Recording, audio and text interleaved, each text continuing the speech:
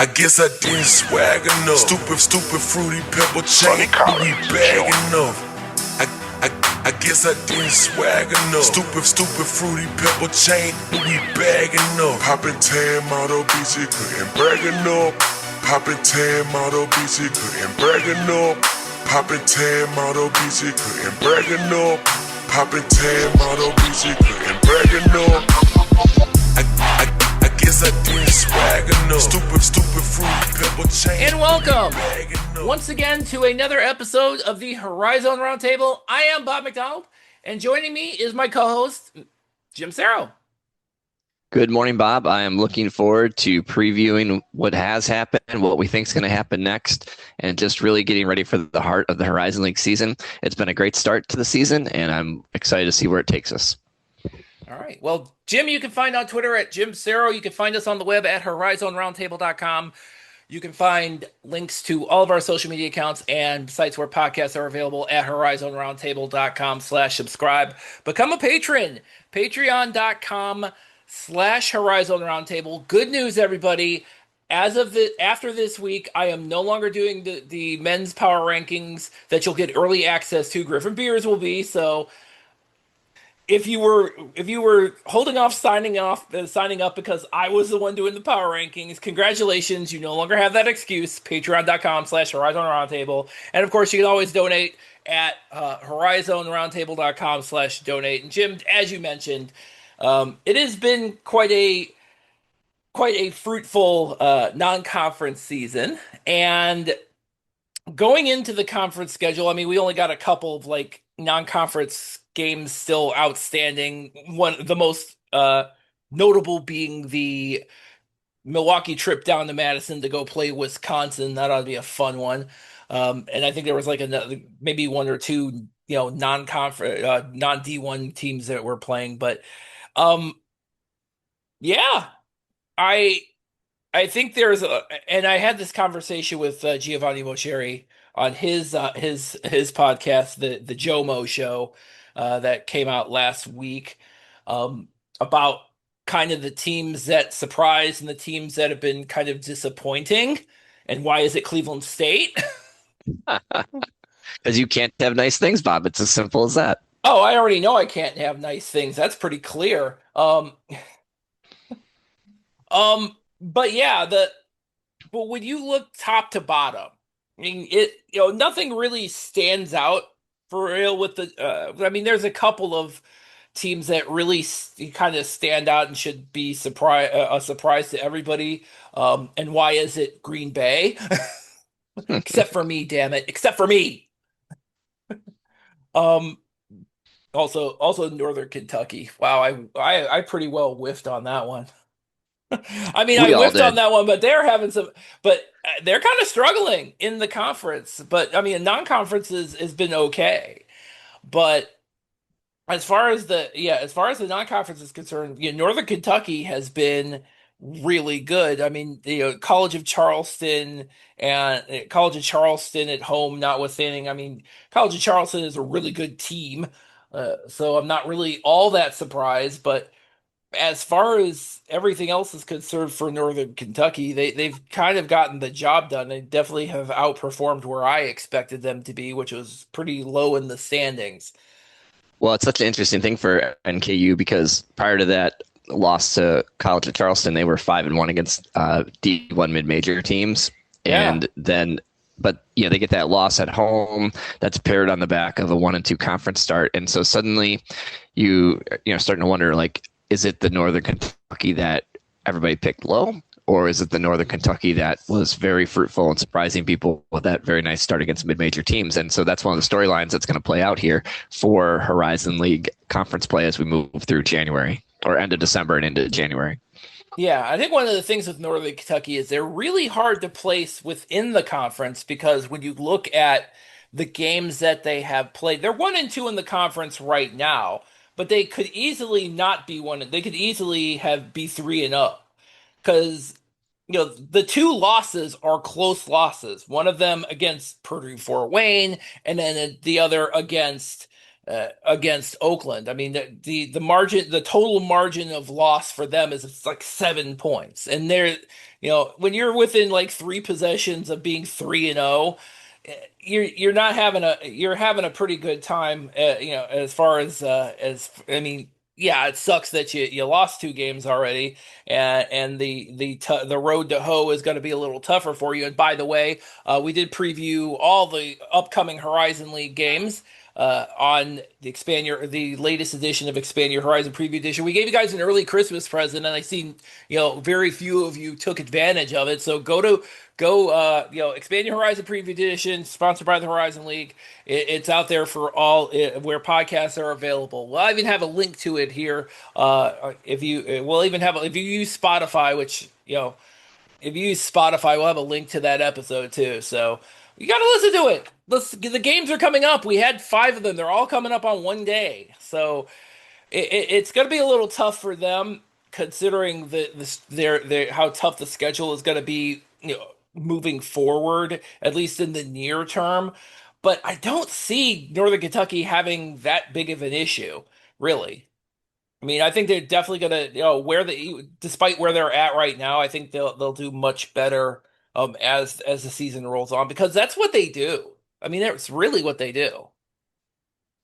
Yeah, Northern Kentucky, that 1-2 start, as you allude to, very close. The hard part with them is winners win. And as I know from being a longtime Bucks fan and recently struggled seeing some bad seasons of Green Bay Phoenix basketball, losers figure out a way to lose.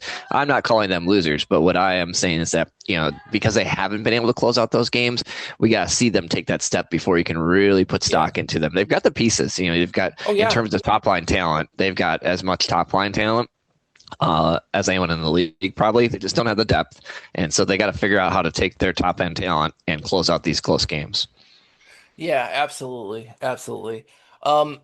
Now let's go to the other surprise, and again, not a surprise to me and probably you, but a lot of other people, and that is Green Bay. First of all, have you recovered from whatever the hell happened against Campbell? Because I know when we were recording the preview podcast, you were still a little feeling some type of way, man.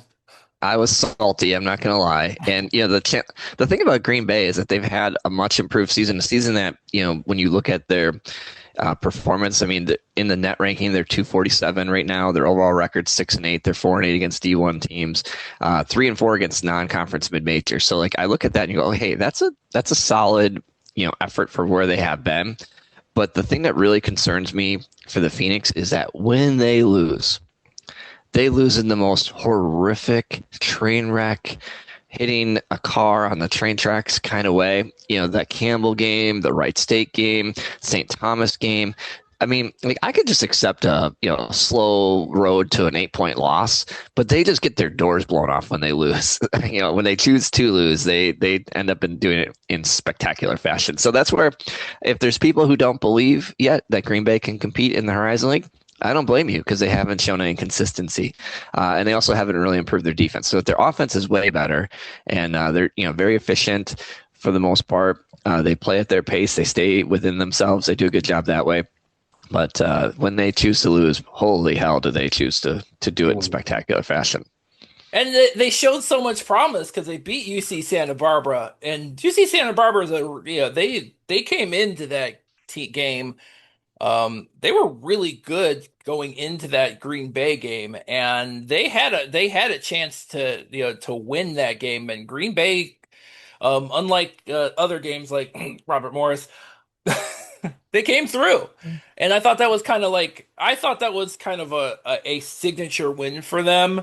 Yes, it was at home, but it was against a UC Santa Barbara team that had done really well up to that point. And I felt like that was a game where that could have easily slipped away, but these guys girded up and came through when it counted the most. Same thing in the Virgin Islands. I mean, the 2 wins that they got down there, Iona and UMass, those are both top 200 wins. As far as Horizon League non-conference mid-major wins, those are about as good as you could expect to get. And the league did get. And those were close games that they figured out a way to hold on to at the end. And UMass in particular, they've gone on and beat 2 high majors since Yeah. that point in time. They beat Yeah. Boston College and they beat Florida State. So, I mean, they've got I some good mean, things. I mean, Boston College, come on. Well, high major by definition, we'll put it that way. They're in a High high major major league. because as in they happen to be residing in the ACC, but they are a doormat because it's Boston. What I would love to know, somebody's going to have to do a deep dive on the de-evolution of Boston College over the last 30 years. But as you will probably allude to, Jim, we are not the ACC roundtable. We're the Horizon roundtable. Yeah. If you want to know why, That's the ACC's problem. yeah, if you want to figure out why Boston College prioritizes hockey in their national championship a couple years ago, feel free. I don't have the bandwidth to make that happen, but I do know that the Phoenix, they have some good basketball in them. Sure. And so I'll be curious to see how they come out in Horizon League play. They're going to, or when Horizon League play restarts here, because they're going to get Fort Wayne on the road, and Fort Wayne's been playing some really great basketball of late. Oh yeah, Purdue Fort Wayne has been doing really well. I think that is going to be I think I mean, come on, Purdue Fort Wayne beat Notre Dame since we're talking about the ACC. The one Hey, high major bye game that the league got. Thank you, yeah, Fort Wayne, for taking down in-state rival Notre yes. Dame.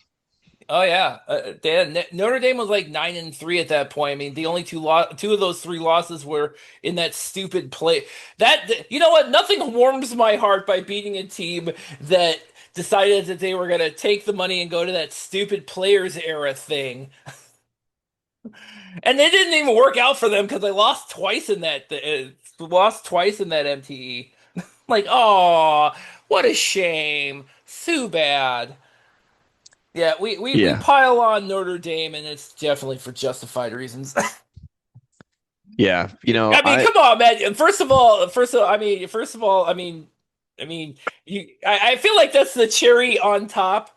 Well, that and the fact they decided not to go to the Pop Tarts Bowl, which is like of all bowl games, is like one of the most awesome bowl games ever. And if you've never seen the not even the entire game, but the post game, if you've never seen that, you are losing out on life, even if you don't like college football. Just fast forward to the end of the Pop Tarts Bowl. That's all you need to do. And Notre Dame didn't want to do that. What the hell, guys? I Now, feel so like I really definitely do not feel bad for you for losing to Purdue Fort Wayne. Although I wouldn't be feeling bad anyway because it's a Horizon League team beating you. hey, that Pop Tarts Bowl, that used to be like a throwaway bowl that like Florida Atlantic would play in or something, weird and Yeah, obscure. And now that's morphed into that was BYU and Georgia Tech yesterday. That was that two was of the top 20. I That was a mean, good game. yeah, I know. I mean, I mean, these bowl games got to make it appointment television because of and I alluded to this to Giovanni on Giovanni's show. This college football arms race, which incidentally seems to be spilling over a little bit into college basketball now. Um, they got him. Everybody's kind of striving. There's this kind of chasm between the haves and the have-nots across college football, and these bowl games got to make it interesting. But I mean, and I'm kind of weaned myself off of college football for this, by and large. But yeah, I mean, I don't mind that the Pop Tarts Bowl exists for sure. I don't have any rooting interest, but still. But yes, but that Notre Dame just kind of took their proverbial ball, and went home, and then proceeded to then lose to Purdue Fort Wayne the next week is just that's just chef's kiss, man. That's perfect. Yeah, Fort Wayne though Absolutely perfect. playing good basketball. They started out the season really struggling from three, and we talked about it in the Expanded Horizon edition. Like only 4 people scored for them in that Notre Dame game, so they've got their big three. And moving forward, maybe the traditionalist in us as basketball observers would like to see a more well-rounded attack, but they've got 3 guys that when you got guys that can score like that, you're going to be in a lot of games. Yeah. And they've really improved their 3-point shooting from the start of the season. So if they can stay hot from 3 and stay on the glass a little bit better, because there have been some games where, like that Detroit Mercy game was probably closer than it should have been because they got crushed on the glass against Detroit Mercy, which is what Yeah. Detroit Mercy does. But yeah, if they can get on the glass here and stay hot from three, Fort Wayne is going to be a tough team to beat here in the heart of the conference season. Absolutely, yeah. I mean, well, I mean, at least the other everybody but the four guys who score against Notre Dame, they'll at least have some opportunities moving forward. I feel, to your point, I think Purdue Fort Wayne has always, I thought, had more scoring options than were displayed against Notre Dame when they only had literally four guys score. But I mean that is, but four was enough. I mean, when three of your four guys, of course, are Mikhail Stevenson, Corey Hadnot, who's been just ripping the nets, and DeAndre Craig, I think you're going to be okay. And year over year with Purdue Fort Wayne, it has been they have always had, if the best, if not the best backcourt in the conference. And that was a little bit of a concern for me going into the season. Those are all gone because that core of those three guys are absolutely have been absolutely amazing. Um, the front court is kind of a surprise to me, not because of Darius Duffy, because we're seeing a lot more of D'Angelo Elize in the rotation, and he's come on and contributed big minutes. Which I know when talking to John Kaufman, I know he's been really high up on D'Angelo Elize for a couple of years, but he's been kind of hampered by injury. But having that guy in the lineup as a backup to Darius Duffy is probably bigger than we realize, real truthfully.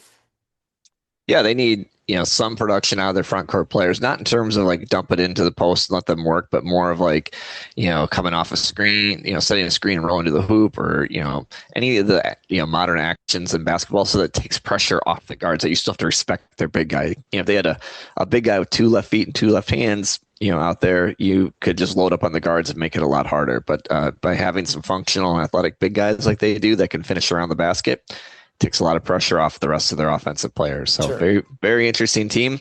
It'll be interesting when they go against some of the better defensive teams in the league, like a Youngstown State had a really good statistically defense. Wright State has a statistically good defense.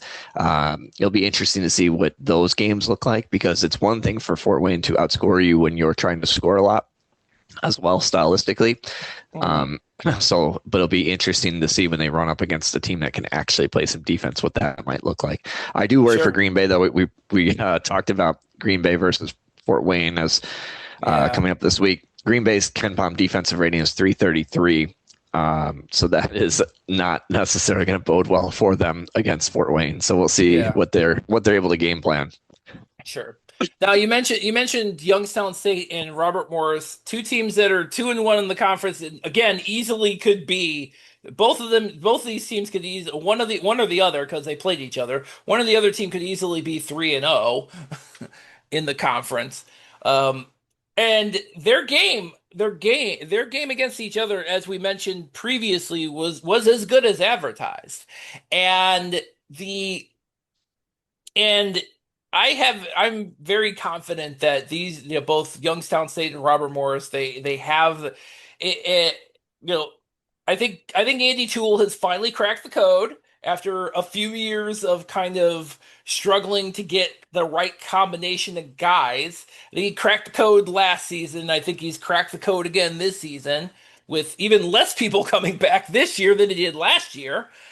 Oh, he's got a really good mix. I think my only concern for him is the health of the freshman Darius Livingston. Um, he's been great off of the bench for them. A very good backup to Albert Vargas, who's been doing a great job in the backcourt. I feel like they're gonna definitely need more of that depth moving forward. Youngstown State's game against Robert Morris was an overtime loss, and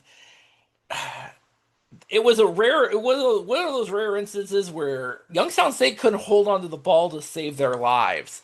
I mean, Chris Carroll went off for 31 in that game, and they ended up losing in overtime because they were their turnovers in that game were really bad. So that's going to be something that they absolutely need to fix moving forward. But other than that, Well, they've got all the pieces.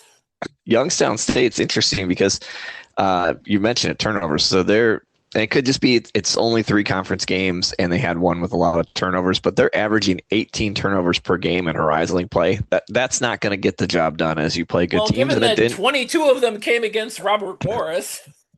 Yeah. So, that still means you're turning. That's going to up your thing a little bit. Yeah. Yeah. You're still turning over a fair amount against the other teams too. But so they need to, to your point, you have to, lock in on that. The other thing for Youngstown in the non-conference play, we talked about the embarrassment of riches that they have with the depth across the board. I think we're going to start to see Chris Carroll emerge as the guy. And I do feel like any good team has the guy that at the end of the game, you're like, this is who we're going to. And I feel like Youngstown hasn't been able to figure that out. I thought it might be Dawkins, because they've had a lot of success with guard play, but a bigger physical forward, and versatile forward like Chris Carroll could do the trick. He's averaging 22 in league play, though, to your point, he had 31 in one of the games, which is but the point is, they're going to need somebody to be like, this is our go-to bucket getter.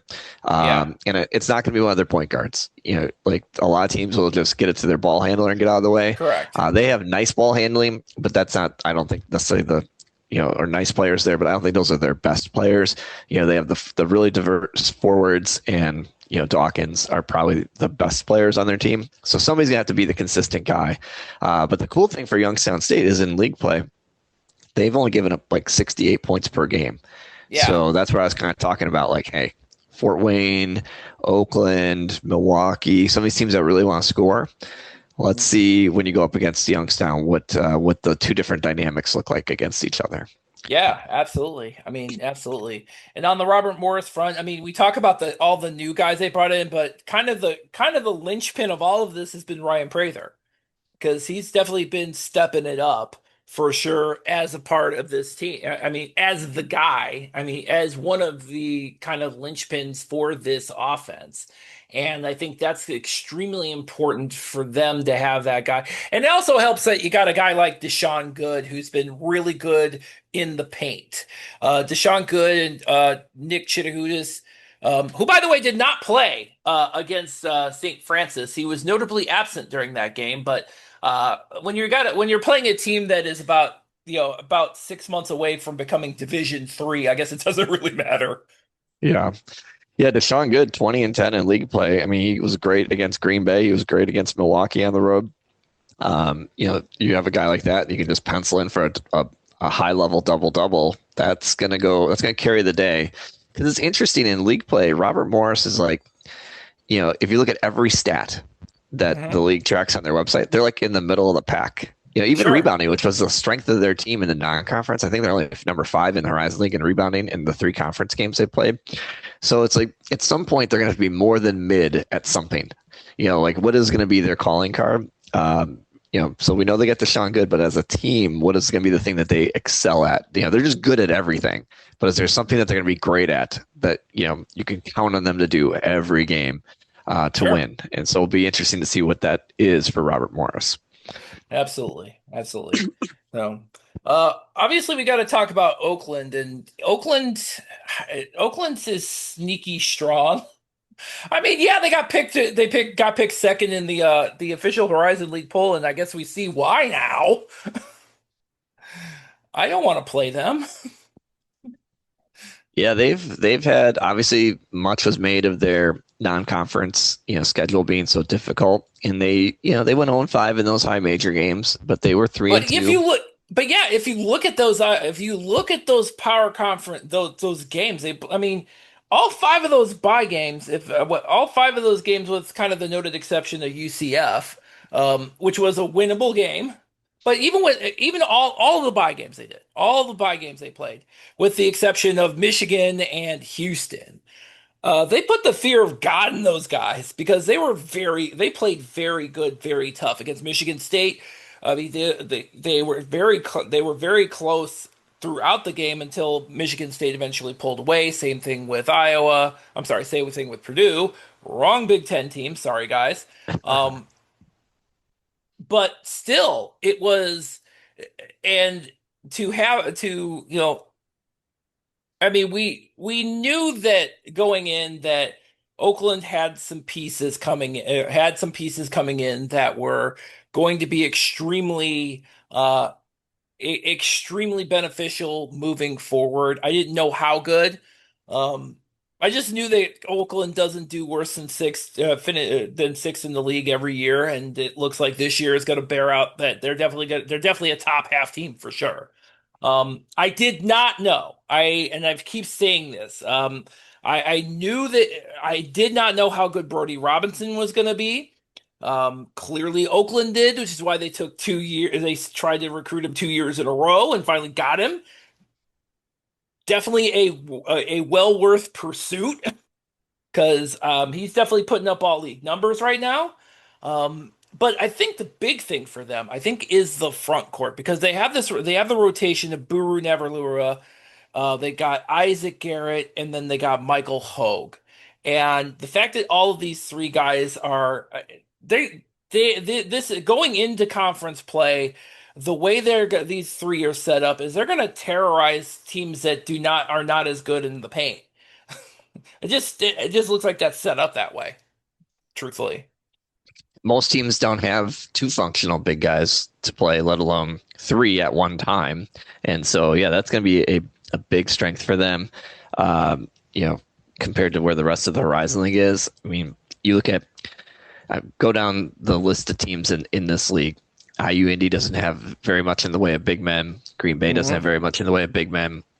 I think you look at like Milwaukee, they have two really solid big men, but maybe not the most depth in their front court.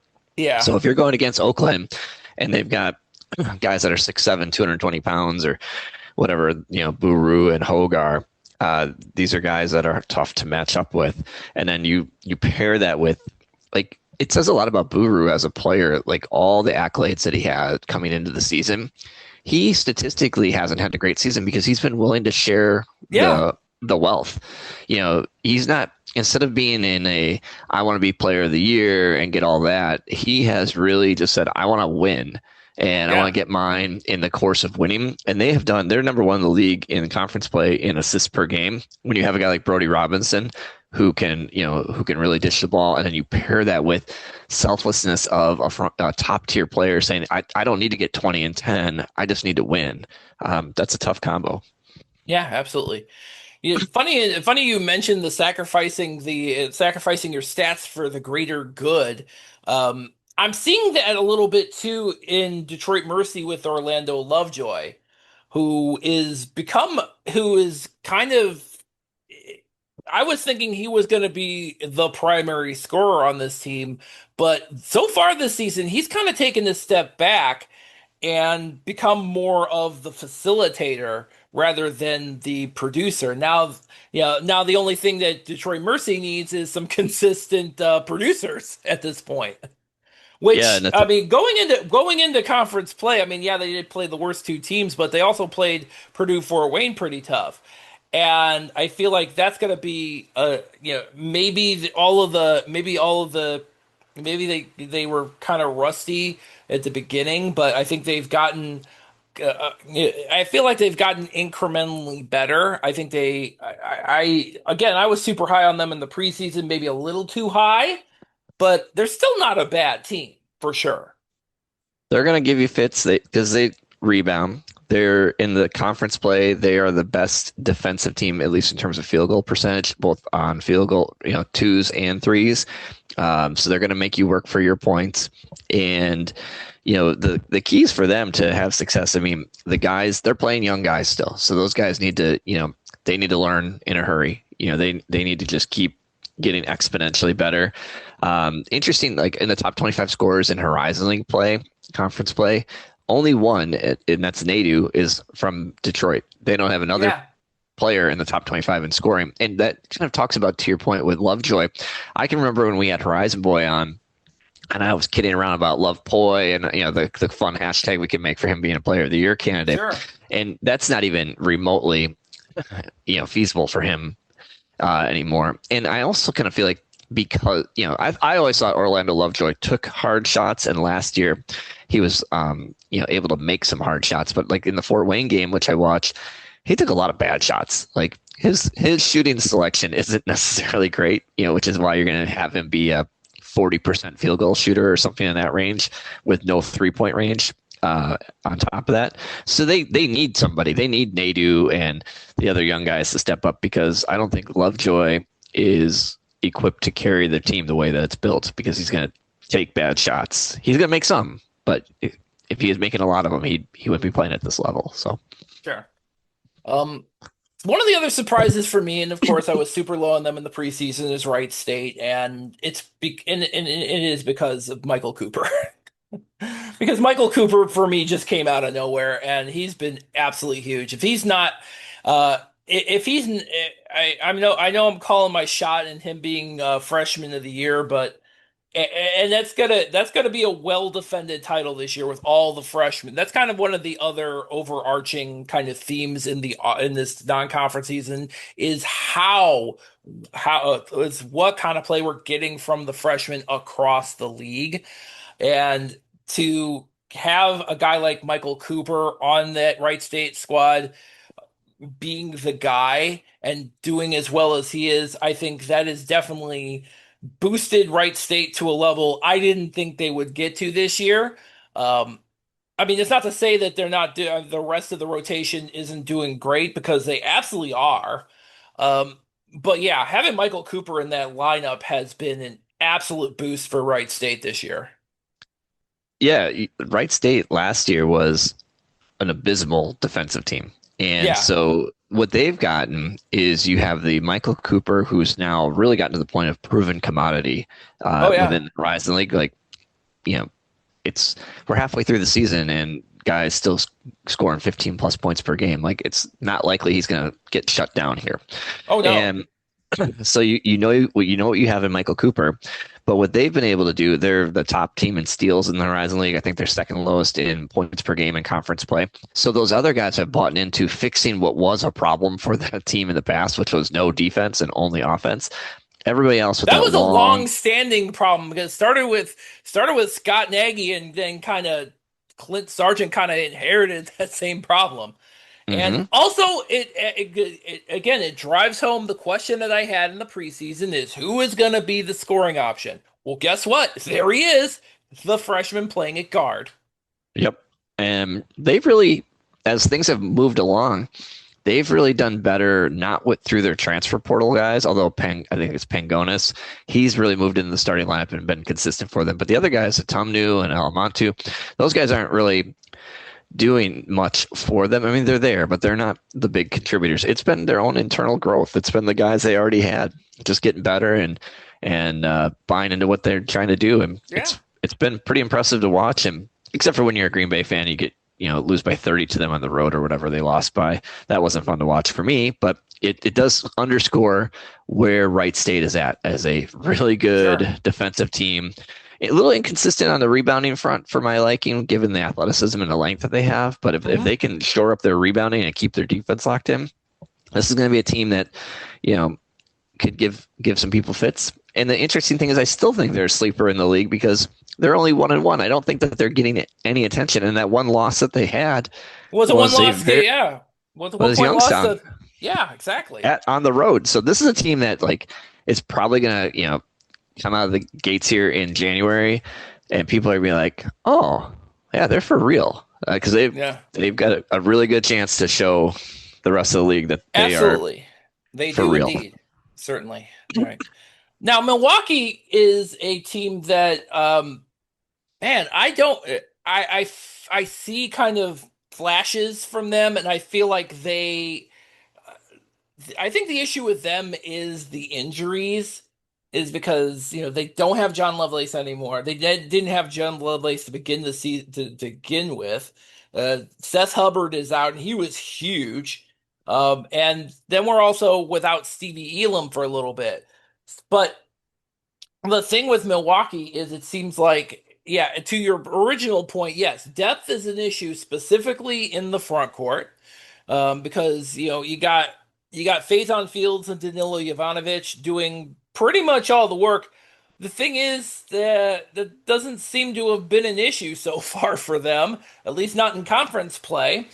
I think also too that Bartlendy's able to kind of dig in, especially in the backcourt. He's able to dig into his bench and find guys who are very capable of stepping up. Against Cleveland, Josh Hill is the other, not Josh Dixon. Hill.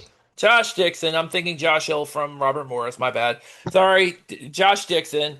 Um, was also like Stevie Elam was somebody who kind of started getting on our radar in the early season, and then he went to Cleveland State and basically couldn't miss anything. So having that guy come in has been huge for them.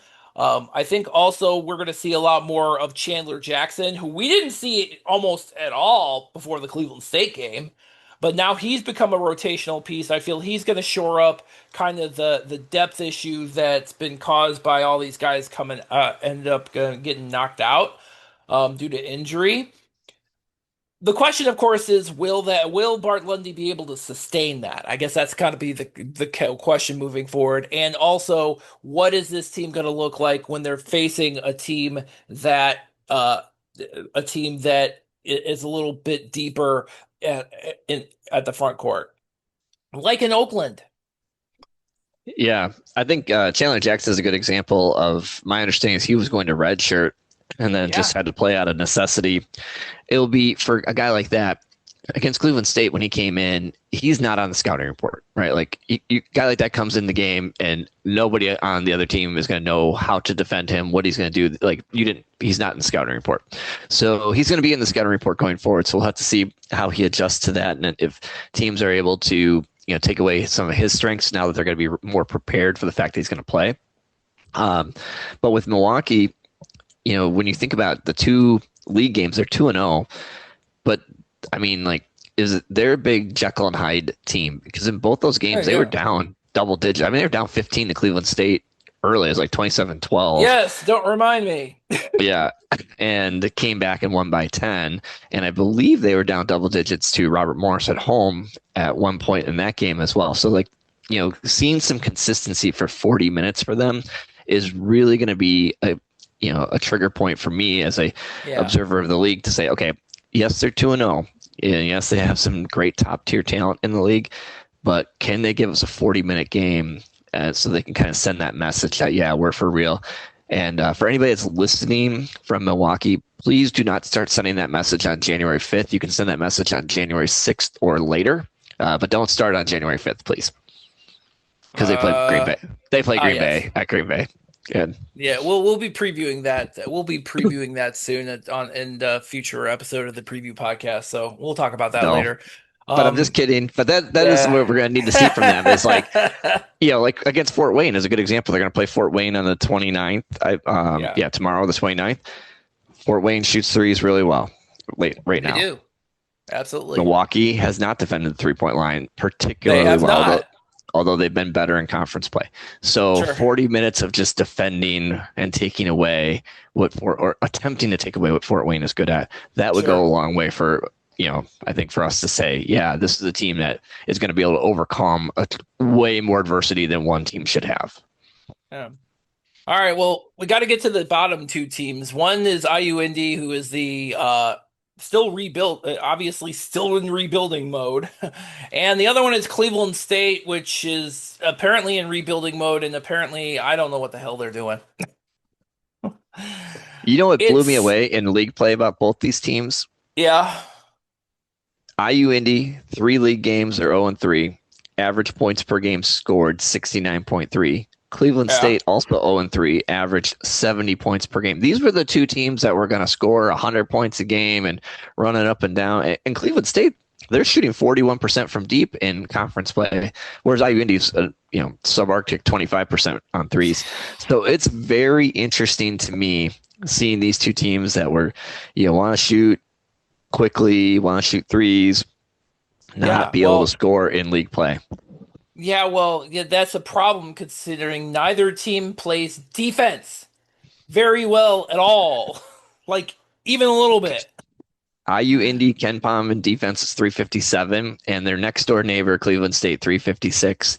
Um, Oh, those aren't numbers that are going to get the job done. And both those teams are playing a pretty good tempo. I mean, IU Indy is at the number one tempo in the country. Cleveland State's at 111 on tempo. So you're yeah. playing fast and then not playing defense like that. That's not a recipe for success. We were really hoping to have not, and again, every year we hope that we want to. There always seems to be that anchor team, that team that's in like the low in the 300s and in the net, and you don't ever want to lose to them because they'll basically destroy your net rankings. I was really hoping this year we were going to avoid that. Doesn't appear to be the case now because Cleveland State is way down there. Cleveland State net is 349 out of Oh. 365 teams. IU You Indy know is, how that hurts my soul, right? I Um, know, and I know. mine and maybe the other, yeah, basically all, yeah, the only Cleveland State fans are out there, the people who follow us. So that's about it. I don't know if any others exist. Well, it's tough. I mean, Cleveland State hasn't had full health. I mean, you can't No, you you know no, and that's a Nessa and bigger, that's an Harris even and big, Beard. exactly. Like, you need your And I guys, don't know whoever when your guys Josiah are. Harris is coming back. I hope he's coming back soon, but they need him so bad. I mean, and I think I guess it's kind of weirdly ironic that Rob Summers, whose kind of reputation is based on being the guy to develop big men. I mean, of course, he's like he's a 7 footer himself. Of course, he knows how to develop. He's been down that road. It's ironic. It's weirdly ironic that Cleveland State is not that big, like even a little bit. Even for the Horizon League, they're not that big. So I suspect in the offseason he'll be looking at some bigger players. Just throwing that out there. I mean, it's tough though if you want to get play with pace, the kind of big guys that can play with speed that you Yeah. can get. I mean, that's always one of the things I as a basketball fan and paying attention. I always when I hear people saying they want to play super fast, and want to play at these levels of basketball, they want to play fast. I said it on our preview edition about IU Indy. I was worried they weren't going to be able to rebound the ball, at all, and turns out I wasn't wrong about that because No. you need guys if you want big guys. You need guys that can get up and down and have some skill and can stretch the court and rebound. Well, I got news for you. Those guys get paid something that starts with, a one or a two. To get the kind that you want, probably starts with a two, and that there's more than four zeros in after that too. So That there are, and yeah, and I mean, yeah, and some of them have been drafted in the NBA before. yeah, some of them just played for the Bulls and scored a few weeks ago. Wow. You know what? I'm glad you brought that up. I'm glad we brought this up because this is something that I am looking at this online and everybody is having a collective freak out about this. And I'm sitting over here. I'm like, okay, obviously this is going to be, I mean, and it's like, it's this just weird overreaction. Oh my God, this is the death of college basketball, blah, blah, blah, blah, blah. Okay, I asked this question. Are there going to be college basketball games tomorrow? Yes.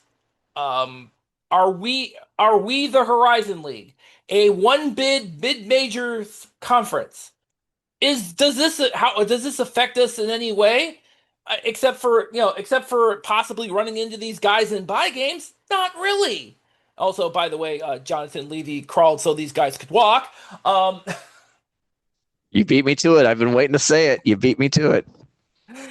but I mean, he was obviously on the low end of that. I mean, and it's crazy. And by the way, I think, oh man, and shout out to Greg Campy for stuffing somebody in the locker, who was like, "Oh, I would rather get this, you super talented kid than get this kid who got an A in science." I'm like, yeah, and then Greg Campy proceeded to stuff that guy in the locker. I don't remember his name at the moment, but who cares? He sucks.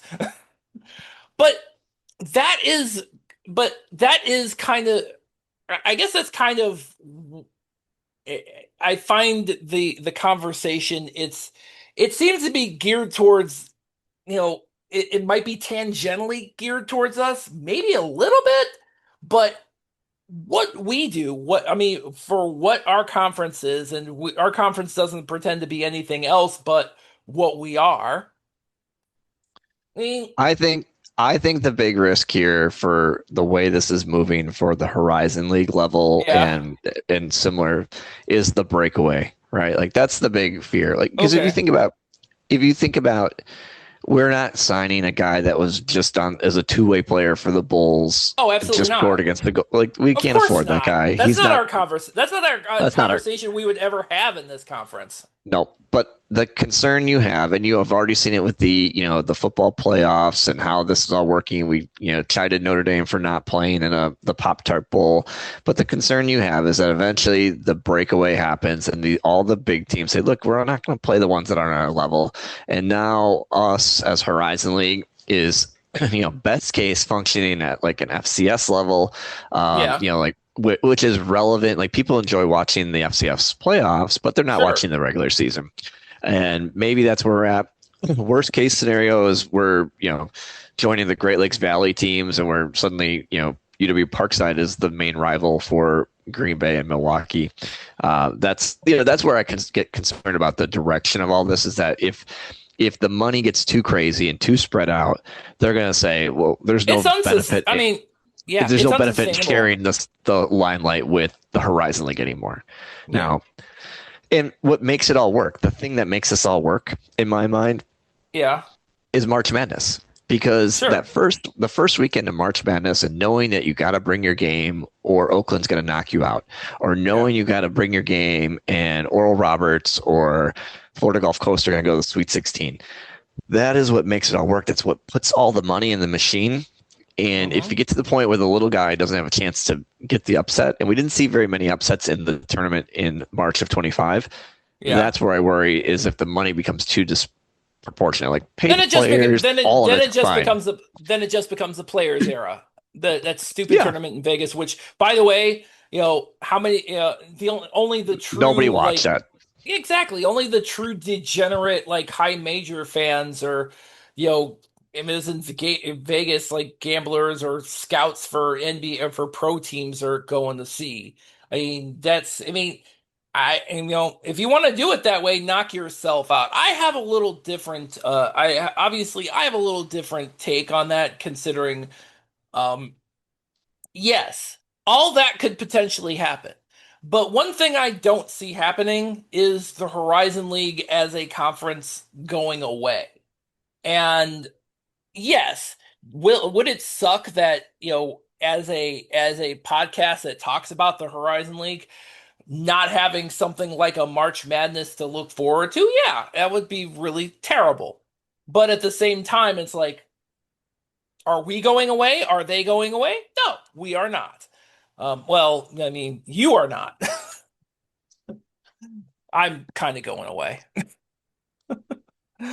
but not completely. But that's the whole. I mean, that's kind of that's. I guess that's kind of what, kind of the benefit of what we do is that yes, there are all of these other things that are affecting college basketball in general are may have some negative effects moving forward, but as people who as guys who are you know fans of this conference, alumni of of the teams in this conference, of the schools in this conference, um are we really going to go, are we really going to change our focus to like rooting for like Ohio State or Wisconsin Madison? Fuck no. No, Not thank even you. close. Say it Absolutely louder. not. Okay, fuck, period. No, period. There you go. No matter how much Cleveland.com pushes Ohio State on us, it's never happening. Ever. Ever. Ever. Yes, and I can still sit here and yeah, and I can yes, I'm never supporting a team I didn't go to school to. Sorry, just not doing that. but also at the same time, I don't know if I've earned the right to bag on my alma mater all the time, but you know what? I'm taking it. Until somebody steps up and stops it, keep on going. You know what? I've been waiting for somebody to do that for 20, 25 years, and it still hasn't happened. That brave soul has not emerged. That brave soul has not emerged. So it shall be my title until my apparently last dying breath. Yeah, I can't wait. I can't wait to see the epitaph on my headstone now. Beautiful. So, Wow. so yeah. Well, I guess I mean, you guys know that this is the last one of my regular podcasts for a while, so I'm not going away completely. You can, if you want to hear me, I'm going to be on the Expand Your Horizon podcast. I mean, if you want to actually hear what I have to say, and I mean, I'm sure you do. I mean, theoretically, you do. Um, I mean, basically, I haven't had a bunch of you say, "Go away, Bob." Or you're just saying it under your breath, which is, by the way, cowardly. Say it to my face, guys. Don't go away, Bob. We need you here, but doesn't sound like we're going to be that. That's the case. No. So yeah, so as I alluded to last episode, we've been doing this podcast for 10 years since 2015. I know we had that like year and a half gap where we weren't doing anything, but 10 years. It's been this has been 10 plus years in the Horizon Roundtable. And as I alluded to in episode 300, I've been kind of inexplicably the connective tissue that spans all of the eras. Um, and now, well, I am gonna kind of. You guys read it all. You guys know where I'm going. I'm not going. I mean, I'm not going anywhere, but I'm certainly going to be doing less, decidedly less. And yeah, yeah, I know I'm doing it weird. Yeah, I'm doing it weird. I'm doing it in the middle of the season, and that's kind of stupid. But you know what? It is what it is. So. Not like I'm going, like I said, it's like you're never going to hear from me again. It's not like I'm going away forever. If I learned anything about the Horizon Roundtable is that I will never be able to. I've come to the conclusion that I'm probably never going to ever get away from it ever. They'll always suck me back in, like The Godfather Part 3 or something like that. I know that's coming, but anyway, so you are all in capable hands. Obviously, Jim is going to be on the podcast. Going to be uh, hosting the podcast, and we'll have a varying rotation of fill-in co-hosts in my absence. I don't know when I assume I will be back. I don't know when I will be back, but um, maybe it'll be before the tournament. Maybe not. I don't know. I haven't decided yet. But I don't think you guys. I'm not gonna lie. I don't think you guys are gonna miss me. Okay, the show goes on. The show has gone on for years. You know, given the rotation of co-hosts we've had over the years, the show has gone on. Period. And the show will continue to go on. That was the whole point of this. That that was the whole point of the Horizon Roundtable is that we have enough guys that want to be a part of this that